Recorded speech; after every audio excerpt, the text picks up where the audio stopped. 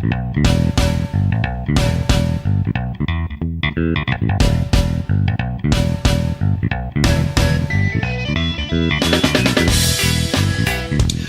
morning, boys and girls. I said morning, and I'll explain that in a second. Good morning, boys and girls. It is National Championship Week edition of the Carla and Crappy Show. Good morning, Carla. Good morning. You know, it's really appropriate. We're doing the show in the morning, and my favorite thing to tweet on Saturdays when I post the show is grab your coffee. So quite literally this week, grab your coffee. We're going to call this the Caffinated Championship edition of the Carla and Crappy Show, I think. With holiday schedules, Carla found a very, very short sliver of time to tape this week at 8:15 on a Wednesday morning. So it's not the normal beer that I would have in front of me, and Carla would have wine or beer, and we're drinking coffee instead, and it's kind of weird. But it is a little weird, but I can't guarantee you that there's not Bailey's in this coffee. Well, and yeah, I actually have to go to work when we're finished with this. So yeah, I just got a very nice Kona coffee actually. Kurt, is there specifics to what you're drinking, or you just had coffee? I think it's a Christmas blend. I'm not sure who it's by. Nice. I'm at my in-laws at the moment, so I take cream in my coffee, so I've got a little bit of vanilla cream in here, so it's quite tasty. Okay. And as I said right before we started actually recording the show, it's actually cool enough I can drink it now, so that's good. Very nice. We generally don't have a real cream in the house, but Kelly needed some for cooking something over Christmas, so I have actual cream in my coffee as well. It's nice. Delicious. Let's see. We have two games to talk about. We're going to do the two semifinal games coming up on Saturday, and then we just decided we're going to do one more show for the. We keep saying that one more show. This time we really mean it. One more show. Yeah, we won't have anything else to talk about unless we want to do like the Senior Bowl edition or something. But I think we'll come back next week and talk about the national championship game, and that should do it for this season. So anyway. We have, of course, our two semifinal games, the Peach Bowl and the Fiesta Bowl. They come up on Saturday. Let's start, as we will on Saturday, where we're watching football in the Georgia Dome with the Peach Bowl, the number 4 Washington versus number 1 Alabama. We're using the bowl rankings here because that's what matters at this point, I suppose. Bama is favored by 14 to 14.5 points. Carla, what do you think? This was when the pairings came out. I think everybody kind of went the ooh when they saw Clemson, Ohio State, because I think everybody was kind of looking at that game. And I for whatever reason, and I will admit I haven't watched as much ESPN in the last couple weeks, just because of the holidays and other things going on. It feels to me like everybody's just kind of like writing this off as an Alabama win. Like they're not really giving Washington much credit here. In fact, the line kind of says that same thing about 14 points. But I guess my word of caution with that is the fact that Alabama hasn't faced an offense like this Washington offense all year. They haven't faced that signature quarterback who can actually command a team and take it down the field. That's an interesting spot for Alabama to be in, because if you go back and look at their schedule, they never really played a signature quarterback this year, because this was that weird year that there really weren't any signature quarterbacks in the SEC. And so that's an interesting matchup for this Alabama defense. Now, on the other side of the ball, Washington hasn't faced a defense like this Alabama defense. So and I guess the closest you could say they came to that was when they played USC. Right. I mean, that's really the closest comparison, and that was their only loss of the year. So did they learn anything out of that loss? And I hate to say it, but Alabama's boys are bigger. Just pure size and strength, and the way they like to wear down that line. So I think the key to this game. There's a couple different things here. Do I think Alabama's going to win the game? Yes. Do I think Alabama's going to win by 14? No.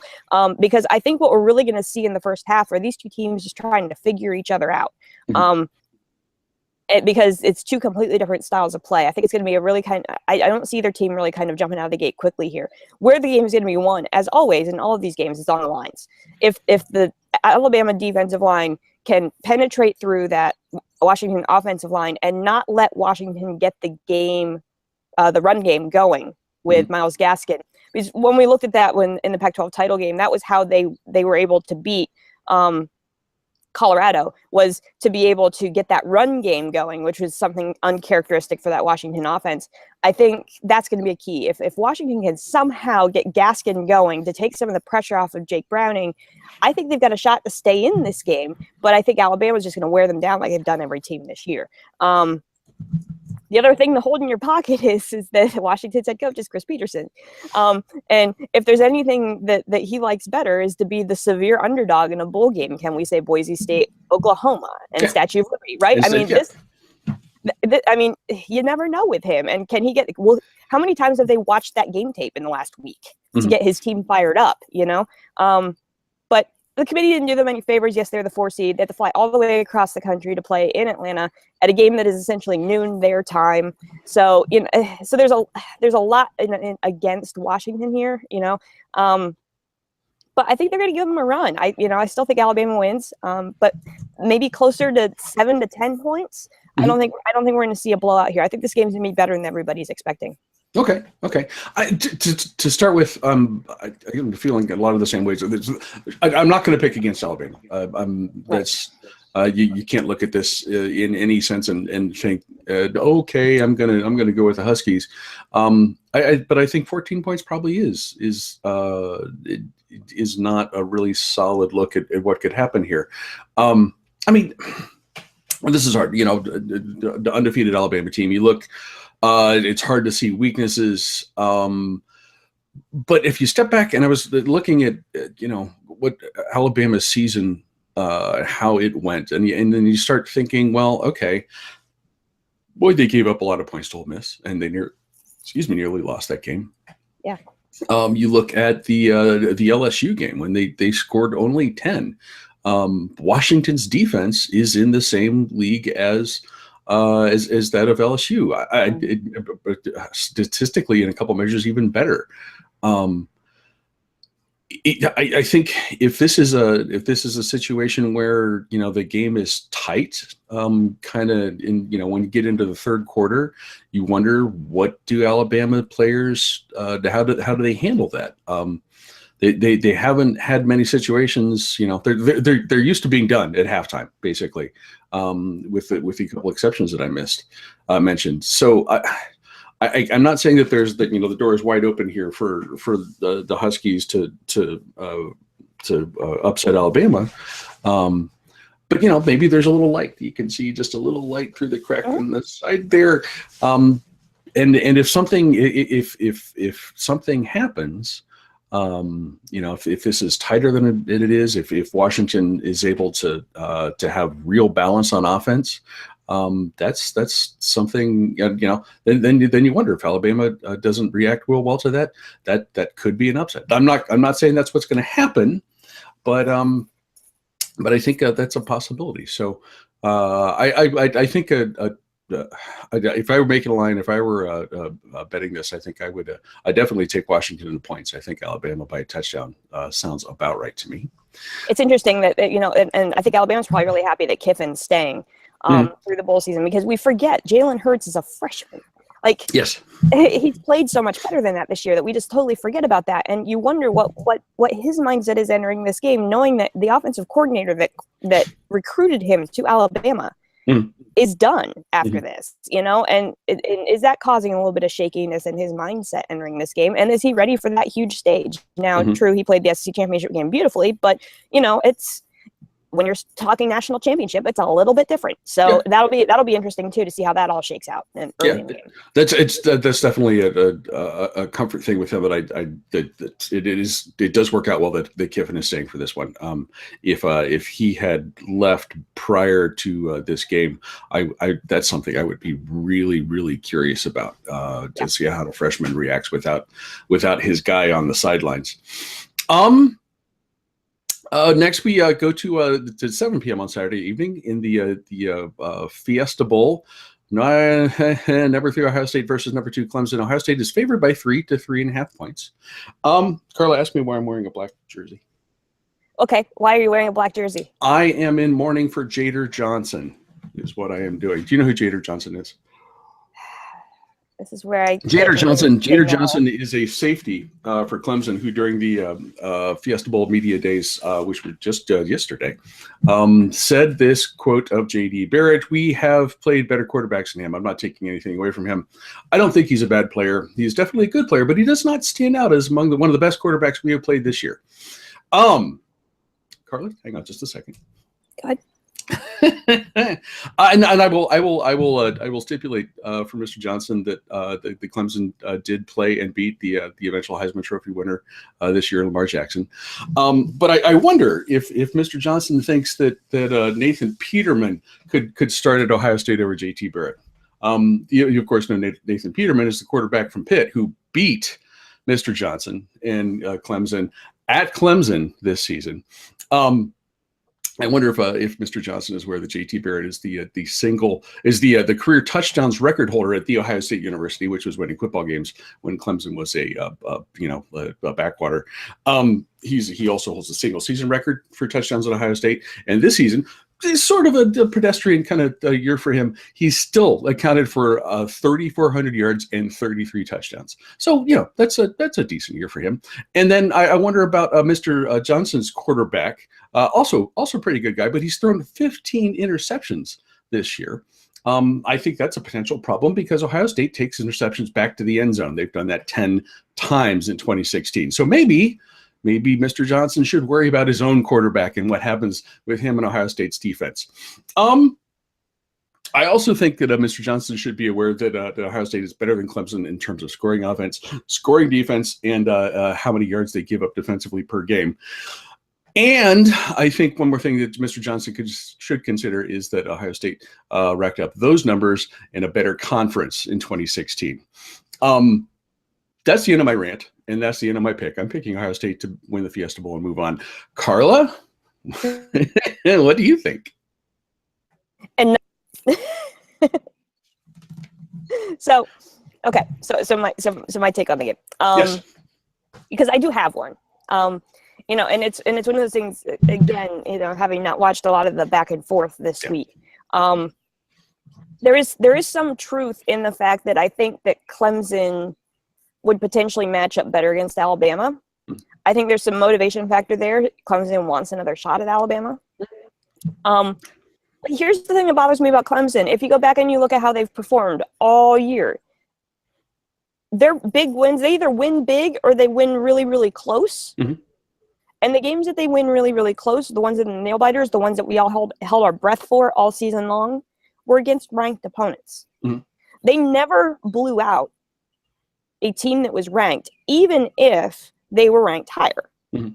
So you enter this game with Ohio State, and I mean, come on, we were all holding our breath in the ACC title game, right? Yeah. Because, we're like, oh God, here we go, Clemsoning. How much of that is going to play into a factor here? Yep.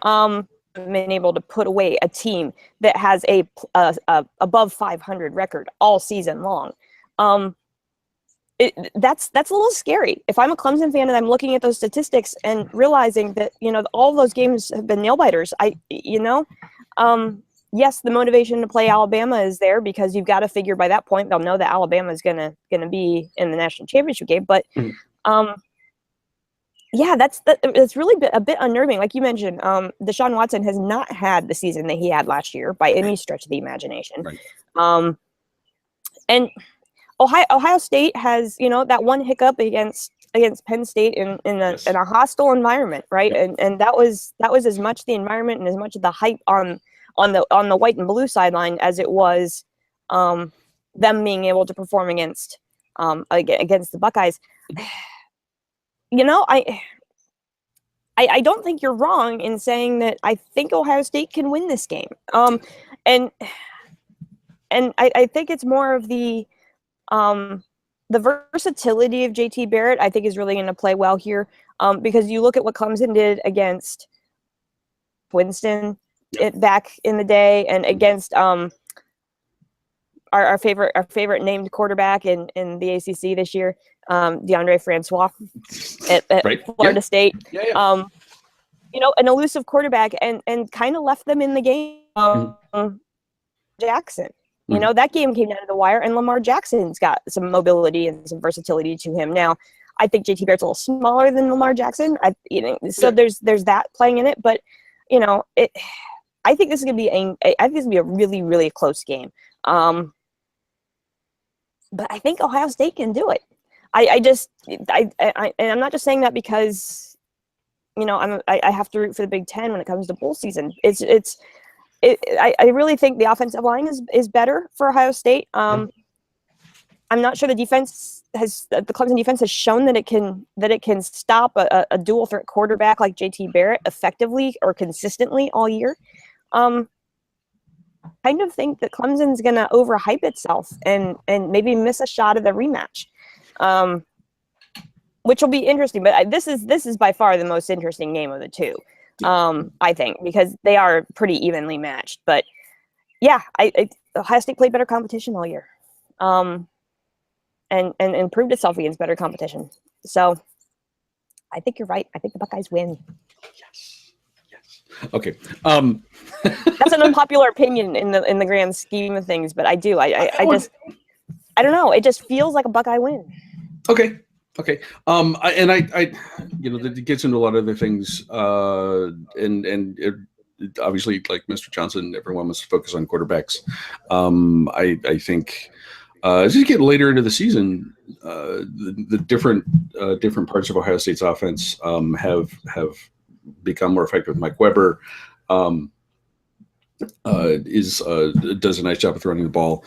It's just all of those parts. I think this is something that could work out really, really well. And, you know, my own personal offense at Jader Johnson's comments aside, I think Ohio State matches up here, and this is something that they will handle and move on to next week, which is what. Yes, I was to say, and you got to believe Urban Meyer wants another shot at Nick Saban. I think so. I think that's probably a safe thing to assume. So those teams will move on to next week, and we will move on to next week for one more time, unless we come back for a very special edition of the East-West All-Star Game sometime in February or wherever they play that. I think probably just one more national championship edition of the Carla and Crappy Show. Carla, enjoy the rest of your time in Florida. I will. Thank you. I'm going to enjoy the fog this morning, and it's incredibly foggy here. It was crazy last night. It's still really foggy. I can't see. There's a waterway right over here. I'm pointing that way for those of you at home, and I can't see it. It's pretty crazy. So yeah, but we're having a lovely time in Florida.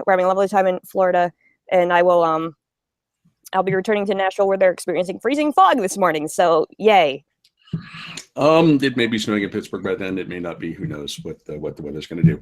But we will watch these games, and we will be back with you one more time next week to talk about the national title game. Carla, thank you very much. Yep. Thank you. See you next year. I'll see you next year. Thank you, guys. We'll talk to you again soon.